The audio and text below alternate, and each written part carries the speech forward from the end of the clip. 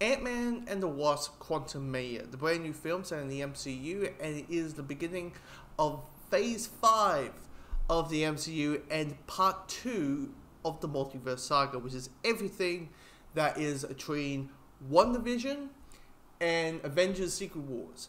Now, the weird thing about this film is it's kind of getting treated differently. You know what I mean? It's a very different type of film.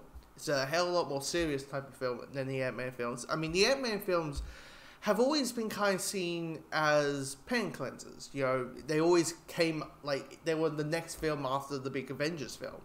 And the Ant-Man films were, you know, the light-hearted comedy and the light-hearted type films that, you know, after seeing the world getting, you know, seeing the Avengers saving the universe and saving the world, here's something a bit, pun not intended, a very small attained story. And this one, they decided not to go that well. They decided to, let's go big. Let's make it like a Avengers event film. Let's make it the prequel to, you know, the next two Avengers, which is Kang Dynasty coming out in 2025 and Secret Wars coming out in 2026, which will, of course, as I said before, will wrap up the entire saga. And by doing that is meeting a big bad. It is meeting Kang the Conqueror, played by Jonathan Majors. Now, I'm going to hear a lot of people say, well, technically, we met Kang at the end of, you know, the final episode of Loki Season 1. We met Kang as the man of no name. I'm like, yes, okay, technically we met him. Technically we met him as this other character. But he was a good guy, and if you told that this dude was going to be a big bad for the next two Avengers, you'll be like, really? Seriously? He seems so good. I mean, he's unhinged, but, you know, it seems like he wouldn't hurt a fly. I don't understand why we're doing stuff like that. Why is he a big bad? But because of the nature of Kang and the nature of seeing multiple versions of this one guy, we meet that person. We meet this villain who is going to be the big threat after the saga for now on. And how Jonathan Majors plays this character is just brilliant. And, you know, yes, everyone's going to say he's better than Thanos because it's true. Thanos appearing to Kang is a brute. He was a guy who just wanted to punch things. I mean, the thing about Kang is, yes, he is able to move things with his mind. Yes, he is able to do this. Yes, he's able to shoot like blue laser beams out with his hands. Yes, he's able to do that. Yes, he's able to do a fight. Yes, this and yes, that. But he's smart. How he's very calm. He's very alert, even if things are not going his way, and in an oddly way, that's more terrifying. Like, naturally, you're gonna have the, you know, them knowing Kang's gonna be the big bad. There's the big 5-minute scene between your hero and your villain, right? And there's a sense of tenseness between that scene, and it's basically all riding on Major's performance as this character, and it's absolutely remarkable, absolute brilliant performance. I'm like, yep, this is our villain for the next, I mean, hell, his name is in the goddamn title or whatever, but for Kang Dynasty and Secret Wars, I'm like, yep, this is our guy. And they got the perfect actor to play this character and all that. Now, the actual movie itself, I really enjoyed it. Like, I'm seeing this on Rotten Tomatoes, like it's like the lowest Marvel film ever, and I'm like, what in the what? You know what's weird? The moment they do something different, people bitch and complain that they're doing something different. The moment they do something similar, people bitch and complain that they're doing something similar. I'm like, what is going on? Like, yes, it is a more serious movie.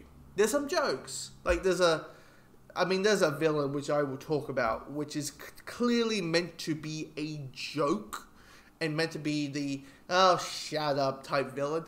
But I'm like, I'll talk about that character later. But yes, there's human. Yes, there's a guy, this like little ooey gooey creature who's all about how many holes do you have? How many holes do you have as a human? And he's like, I have holes. And I'm like, okay, that was funny. Yeah, so there's a little bit of pepper humor. It's not like the other two Ant-Man films that are like, let's just make it a full-on comedy. I mean, the first Ant-Man film I really enjoyed as a good, great heist film, as a story about a man trying to reconnect with his daughter, and correct the sins of his past and all that kind of stuff. I'm like, this is great. Ant-Man and the Wasp, well, it was fine. I thought, Ant-Man 2 was fine. So I was like, okay, let's see what this time film is going to be. Quantum Realm and all that. And I was like watching this, and I'm like, I'm digging this. I don't understand what the complaints are. Really, I don't. I like how I like how Marvel was happy to change gears in its own franchise, like its own character franchise. It's not the whole thing as itself, but as like Thor, how Thor, in the first two were, kind of like, Lord of the Rings, Game of Thrones, very serious and dramatic, and then here comes Ragnarok, right? And this one, they kind of went, Ant-Man was, a comedic franchise, and let's make the third one a little bit more serious. Naturally, we're our main villain, sorry. And I really, I love the relationship that he has with Cassie, and how he, really wants her to just be a normal kid, but you also can feel that she has desires to help people, and the concept of, well, my dad is Ant-Man, so I need to have my own suit. And I do love the idea of like, okay, she has a suit, but she doesn't know how to use it, and she's like trying to throw a punch as tiny, but it's not working. It's just it's a tap. I'm like, okay, I really like that she's it's kind of like you're learning on the job. And I'm like, okay, I get you. She has her suit, but she doesn't know how to use it. I'm like, okay, that's good. Because, the thing about it is, with the whole thing of like, I have my own suit, it's very naturally to just like, oh, she's able to kick people left, right, and center out through the movie like it's no problem. But in this, she's tripping and falling, and I'm like, okay, yep. And of course, at the end, she, is very confident of how to use it. I'm like, okay, I like this. I like this a lot. The performances are pretty good. Paul was great as Scott Lang. You got Angelina Lilly as Wasp. Michelle Pfeiffer as Janet Dyke. And then you have you got Margaret Douglas as Hank Pym. I'm blanking on names right now. I don't know why, but they all do a great performance. I really enjoy it, but I do have some criticisms. The first half of the film, I would say like the first 20 minutes, it's a bit sloppy. Not sloppy, but just like where the scenes are and how they kind of move together. And I'm like, why cut now? Why can't you just play the scene out like here and then like have that scene over there? And in my head, I'm like, just move it where it will flow a little bit better. Now, and another criticism that I have with the beginning of the film is that it is 2 hours and 5 minutes, which some movies are great. Some movies, might need to be a little bit shorter. Some movies need to be a little bit longer. And this movie should be at least another like 5 minutes. Because in the first 20 minutes, it's just going boom, boom, boom, boom, boom, boom, boom, with no level of breathing room. There's no breathing room in the first 20 minutes of the movie. We're just like, you have Janet just going, I said don't go to the Quantum Realm, and now, she's just freaking out left, right, and center. And I'm like, but she's acting this way the last time we saw her, but now she's acting this way, and I get it, maybe the idea is she knows about Kang. So she's the moment she's there, she's jump, very face west. But as an audience member, it just comes across as very jarring as an audience member of her acting this way, but then the Saga lady acting that way. The visuals of this movie is brilliant. It's beautifully stunning. Is it a CGI fest? Yes. It's a Quantumania. What the fuck are you meant to... Like, practical would be so much better. Practical does not make everything better. You know? Killer Croc from the Oscar-winning Suicide Squad, you know, did Killer Croc. And Killer Croc looks like shite. I'm just going to put that. We all agree that, and we all agree that that's the situation, right? Right? Love the third act. It's a great action sequence, but there's a great emotional action sequence in there as well. Now, I mentioned this other villain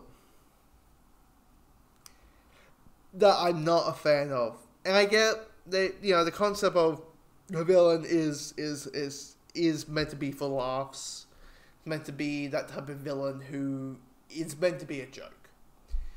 And a lot of people were looking forward to this guy, and that is MODOK. Good old-fashioned MODOK, right? The big head with the tiny, you know, on the floating chair with these tiny little arms and tiny little legs, shooting lasers out of his fucking forehead. Well, he's in the movie, and I'm like, okay, MODOK is always a villain that I'm like, look. As much as you try to make him serious, as much as you try to make him silly, as much as you try to give him a, you know, be somewhere in between, he's a fucking floating head on a fucking floating chair with fucking little arms and fucking little legs. Like, I'm sorry, he's stupid. He shoots fucking laser beams out of his fucking head. Like, it's literally... Yeah, I'm just swearing, but I just, even in that Avengers game, I'm like, really, MODOK, you couldn't pick another villain? Like, that's literally what my brain went. Because he is, as I said, he's a fucking floating head on a bloody chair with these tiny little arms and tiny little legs. He's stupid. And here's the thing, I was wondering how they were going to translate this character, right? I was wondering how they were going to fucking translate this character. And it felt like they were just going to go straight forward to it. And they did. And he looks fucking stupid. And Marvel is great at, like, translating the comic book page to screen. I always go to Mysterio. Mysterio is a fucking stupid comic strip. Mysterio is a guy with a fistball on his head. And I think it's possible just because Spider-Man always takes the piss out of it, right? And I'm like, oh, well, they did that for Far From Home. Mysterio looks awesome in that film. Jake Gyllenhaal looks great as Mysterio. Okay, they can translate a great suit. MODOK is not. And the moment they show his face, everyone laughed. Like, seriously? This is our guy? My whole theater laughed. Because they're like, what? And I'm like, I can't take this guy serious. I get it. The concept is he's the comedic villain, right? Kang is the serious villain. MODOK is the, silly villain. The one who's like, you will get, he says very cliche villain lines like, I will get you nuts. Oh, shut up. And Kang just chucks him around left, right, center. And I'm like, I get it, but I'm like, I don't take MODOK serious at all. Even though he's like shooting around, which is while he's floating in his chair, he has his guns and he's shooting and chasing you with blades. Ugh. Fucking hell! I was like, is MODOK gonna be like the man? Is he gonna be the henchman of those two Avengers? Because if that's the case, dear God, hope not. And I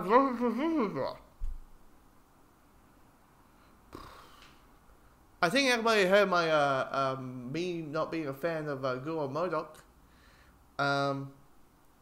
But outside of that, I really enjoy it. I love the final confrontation because it's a serious confrontation.